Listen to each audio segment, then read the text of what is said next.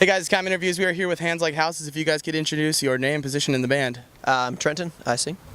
I'm Alex and I play guitar. All right, so guys, this is your first headlining U.S. tour. How does it feel to say that, and how's it been going so far? It's been awesome. I mean, obviously headlining, well, you got it. Yeah, yeah. Headlining is obviously a pretty big step for any band because suddenly you're responsible for the majority of the crowd coming out. And here we are selling out Chain Reaction, which is crazy. Actually, it's one of the first U.S. venues I was ever familiar with, just by bands like Thrice and Circa playing here when they were small bands, like a million years ago. Yeah, that sort of stuff. Who were here last night, which is kind of cool. Very cool, actually. But yeah, no, it's headlining is intense and a lot of pressure, but I think it's really rewarding when it does pay off and have shows like this that are going to be a hell of a lot of fun. Yeah. And so I want to talk about the lineup because it's geared towards the sound of Hands Like Houses. There's a lot more clean vocalists than rah rah. It's like it's. Funny you should pick up on that. Yeah. So it's just like how long has this tour been in the making, and has that paid off? Honestly, it hasn't been that long in the making really. Of course we've wanted to do a headliner, especially focused around kind of Unimagine, but I guess us wanting to tour with these bands, it was just bands that were put forward and we listened to them and we're like, okay. Yeah, we pick bands part of headlining is it is your first chance to really establish the kind of band you want to be seen as. Obviously when you're playing support tours, it's whatever you can get to a degree, whereas when you're headlining you have a bit more choice over the way it fits together. So we've chose bands with great vocalists, with quality singing, instrumentation. And instrumentation. We wanted to pick bands that were not just kind of on a trend or not really suited, so it was a chance for us to kind of show the band what we want to be going forward in terms of the music that we surround ourselves with. Yeah. And then you guys are playing an acoustic set on Sunday, so yeah, I want to talk about that. How stoked are you for that, and also what songs are you guys going to play, and what's your favorite acoustic song to play? I don't know. We've got a few songs working on. We've been starting to jam out some new versions of some of the Unimagine songs, which are coming out pretty cool. Yeah. But I'd say I'm most excited to play those ones. We got a couple of new ones that we're going to be playing from Unimagine, so it'll be a different take on that, just because the other songs people have sort of already heard. So I don't know. I think it's going to be good. I don't think it's a particularly a show thing as far as I'm aware. I think it's more of kind of like a hangout kumbaya session. Yeah. So I think it's going to be good. I think it's going to be nice. A nice change of pace from being on tour for 4 months straight with amps and everything. It'll be good. Oh, yeah. And then also,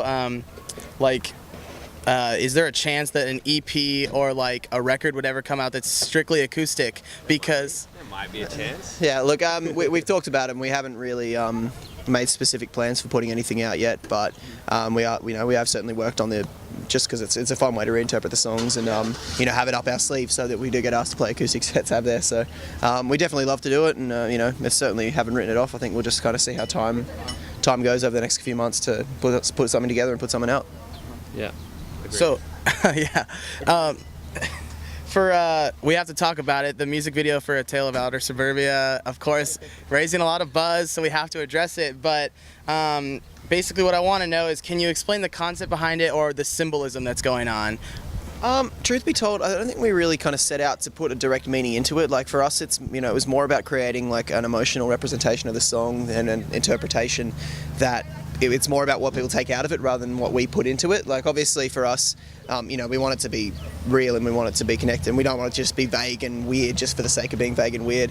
But we actually, the guy who produced it is a friend of ours that we've known for a number of years, very, very talented filmmaker, and yeah, we basically gave him free rein and said, look, here's the song, sent him through the lyrics, I had a bit of a phone call with him about just kind of talking about where the lyrics have come from, the story behind it, whatever, and we wanted to incorporate dance and have an artistic interpretation of the song, and he just basically went out and made it all happen in a way. And when we saw the first cut and draft, we were like, wow, we didn't know what we were expecting, but it wasn't, even for us. I feel we would have had the same reaction that everyone else sort of had to it, but I don't know, I think it's a good thing. It's better.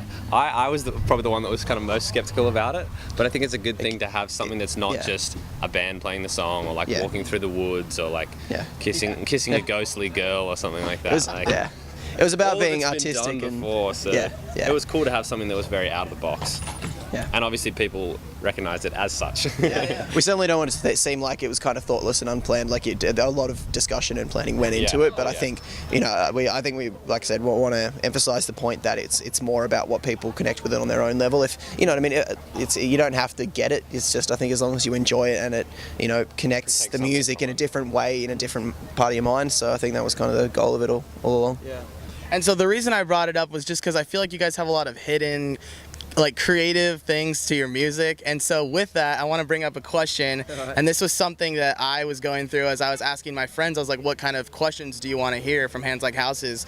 And so one of my friends was saying that Ground Dweller had a lot of Disney influenced lyrics to it. I wouldn't say Disney. I think like people have overread it. Like, obviously, yeah. I've always enjoyed classic literature and stuff like that. Like, even just as a reference point, and there are things about Ground Dweller I kind of wish I hadn't been quite so direct about, because I think people have gotten too caught up in the idea that that's what it's about, when really it's just bringing in a reference from a literary standpoint. Like, Peter Pan and Pinocchio and whatever have both, obviously both things that have been subtly referenced, or less than subtly referenced, I should say. It was more about kind of the themes and ideas behind those classic well-known stories that we've all grown up with and stuff. So I don't want people to kind of get the idea that that's what it was about. And obviously I was a lot more conscious of that going into Unimagine, that I wanted to be less culture, like pop culture oriented, and more connected in a personal and lyrical sense. But I don't know, people, once again, what we put into our music is one thing, what people take out of it is another. Doesn't have to be any direct correlation. It's always good to be a product of your influences, and there's a lot of great quality material out there, and we love those stories and tales, so to work it in is great. But yeah. So is there any other content that you kind of sift through as you're writing lyrics that kind of inspire you to come up with a meta narrative, I guess you'd say, for your songs? What's kind of stuff? Absolutely. I mean, look, when I write lyrics, I like to have a concept in mind as a fallback for if things aren't necessarily coming. It's like a framework to kind of think around and process, and so little anchor points here and there by having a cohesive theme. But at the end of the day, we write from the heart. We write what just comes naturally, and try to make every part of it count. And so I think that's what it comes down to when we are writing and taking on influences, is that we want to find what's good about its influences, and then create it from our own perspective and our own interpretation with those factors. Yeah. All right, and so then. After this tour, you guys head home for a bit, and so obviously I have to ask, you writing content at all during that time? It's pretty much the reason we're going home, yeah. Speak for yourself. I'm going home to sleep and spend some time with Katie. One of the reasons that we're going home. Of course, we're going to go see friends, family, and fiancés and stuff like that. So it'll be good. But yeah, we're definitely going to be, I know I'll personally be knuckling down pretty hard, trying to get some new content out there. It's the biggest solid break that we're going to have between now and next summer, when we're intending to put it out. So it's, early days, don't want to get anyone excited. We are, pretty much sitting down to write down the first scraps of what's going to become album 3. But we want to give ourselves a time and opportunity to really get something out that we're proud of, that we're confident in, and give ourselves a time to refine it to something that, we would feel like every song counts, every point counts. Unimagine was a little bit of a panicked process where we had to absolutely trust our abilities, because we were just touring so much. It was hard to kind of fit in time to write an album fully. So it all came together in the end, because we ended up trusting what came naturally and what came from the heart, and that's what made the album what it was. And we're definitely proud of that. But in this time around, we'd love to have just that little bit of a safety blanket of padding, just wiggle to room. Wiggle is room. what I would say. Wiggle room. Some nice wiggle room. All right, guys. Well, I look forward to hearing it, and so next summer, guys, get ready for it. Until then. Pledge to rock. See you soon. All right, guys. Kime Interview signing out. Take it easy.